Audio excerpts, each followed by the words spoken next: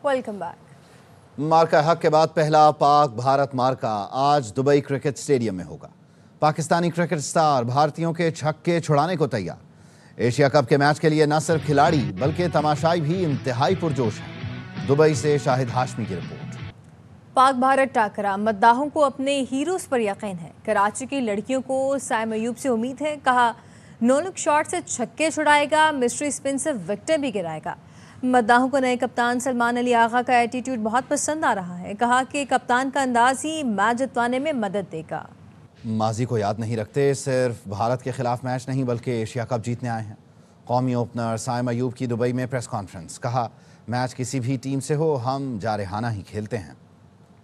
खेल और सियासत को अलहदा रखना चाहिए। जानते हैं कि इस मैच के साथ लोगों के जज्बात जुड़े हैं। भारतीय टीम के असिस्टेंट कोच की प्रेस कॉन्फ्रेंस। कहा काफ़ी अरसे तक एशिया कप पर गैर यकीनी थी, लेकिन भारतीय हुकूमत के मौक़िफ़ से सूरत हाल वाज़ेह हुई। जानते हैं पाकिस्तान ने अपना T20 खेलने का अंदाज बदला है। इस बार नया चैलेंज दरपेश होगा।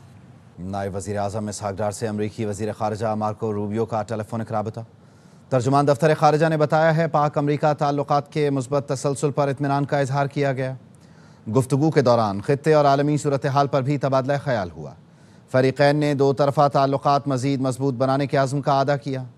पाकिस्तान और अमरीका के दरमियान मुख्तलिफ शोबों में ताउन पर भी बातचीत की गई। खैबर पख्तूनख्वा में भारतीय हिमायत याफ्ता दहशतगर्दों के खिलाफ सिक्योरिटी फोर्सेस की कार्रवाइयाँ।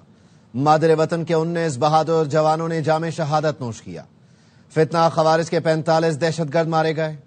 ISPR ने बताया सिक्योरिटी फोर्सेस ने लोअर दीर, बाजोड़ और जनूबी वजीरिस्तान में 10 से 13 सितंबर के दौरान कार्रवाइयां की। लाल किला मैदान, दीर पाई में 7 जवान शहीद हुए। सिक्योरिटी फोर्सेस की कार्रवाई में 10 खारजी दहशतगर्द हलाक हुए। बाजोड़ में इंटेलिजेंस बेस्ड ऑपरेशन के दौरान 22 भारतीय हिमायत याफ्ता खारजी मारे गए। जनूबी वजीरिस्तान में ऑपरेशन के दौरान 13 खारजी हलाक हुए।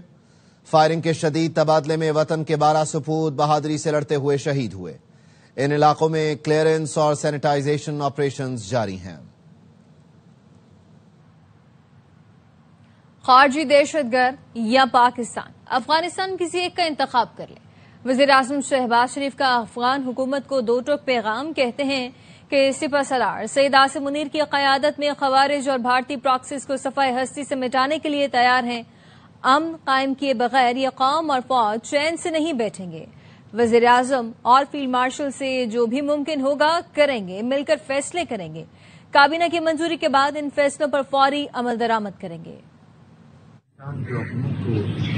वाज़ेह तौर पर पैगाम देना चाहते हैं, एक का इंतखाब कर पाकिस्तान के साथ ताल्लुकात कायम करना चाहते हैं तो आज हम इसके लिए तैयार हैं। दहशतगर्दों का साथ है, उनकी पुष्ट बनाई करनी है। हमें फिर अफगानिस्तान की इंटरिम गवर्नमेंट से कोई सरोकार नहीं। फील्ड मार्शल की सरबराही में हर सूरत में इन दहशतगर्दों का खात्मा होगा। उसके बगैर ये कौम, ये फौज चैन से नहीं बैठी। अफगानिस्तान से ये दहशतगर्द पाकिस्तान आते हैं, TTP के साथ मिलकर ये खवारिज हमारे फौजियों को, आम शहरियों को शहीद कर रहे हैं। मुल्क में अमन होगा, तरक्की होगी। अमन तबाह हो गया, ना फिर तरक्की ना खुशहाली किसी काम की नहीं होगी। शोधा की पुकार कर कह रही हैं कि हमने कुर्बानी दी है अमन कायम करने के लिए। वज़ीर आज़म और फील्ड मार्शल इस अमन को कायम करने के लिए जो कुछ आपसे बनता है वो करें।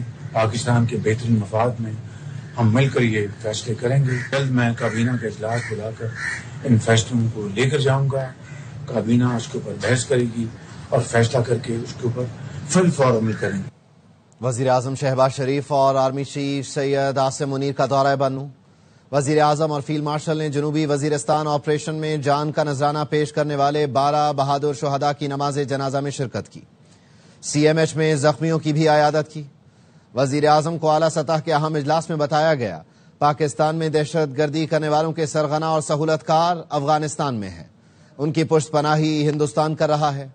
दहशत गर्दी के वाकयात में अफगान बाशिंदे शामिल हैं जो अफगानिस्तान से आकर दहशत गर्दी कर रहे हैं। इजलास में इत्तफाक पाया गया गैर कानूनी तौर पर पाकिस्तान में मुकीम अफगान बाशिंदों का जल्द इनखला इंतहाई अहम है। वज़ीर आज़म ने कहा जो भी भारतीय प्रॉक्सियों की सहूलतकारी और मामला फहमी की बात करता है वो उन्हीं का आलाएकार है, उसे भी उसी जबान में जवाब दिया जाएगा। جس کا وہ حقدار ہے۔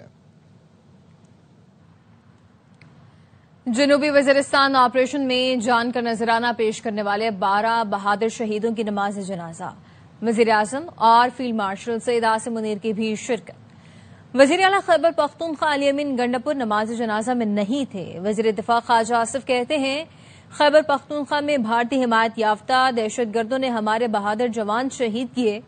جنازے میں سول اور عسکری قیادت نے شرکت کی۔ خیبر پختونخوا کے وزیر اعلیٰ علی امین گنڈاپور سمیت تحریک انصاف کا کوئی فرد نماز جنازہ میں شریک نہیں ہوا۔ تحریک انصاف بتائے وہ ہمارے جوان بیٹوں کے قاتلوں کے ساتھ ہے یا وطن پر قربان ہونے والوں کے ساتھ۔ واپس آئیں گے بریک کے بعد۔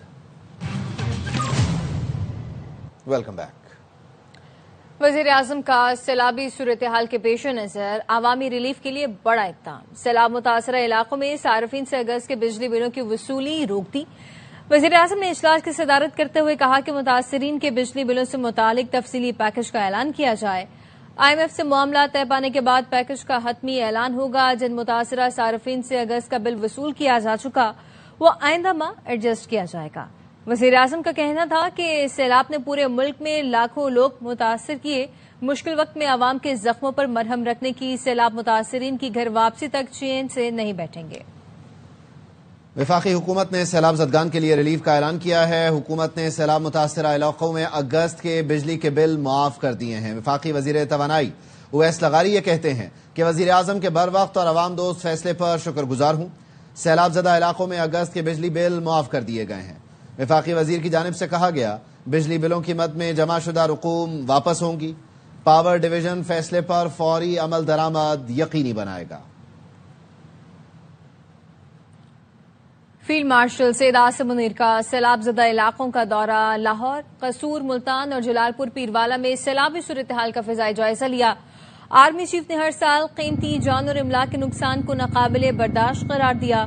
سول انتظامیہ سے ملاقات میں اچھی گورننس اور عوامی ترقی پر زور دیا۔ سیلاب سے بچاؤ کے لیے فوری اقدامات تیز کرنے کی ہدایت کر دی۔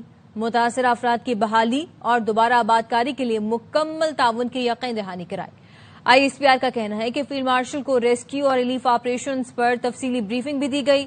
سیلاب زدگان نے پاک فوج کی بروقت مدد پر شکریہ ادا کیا۔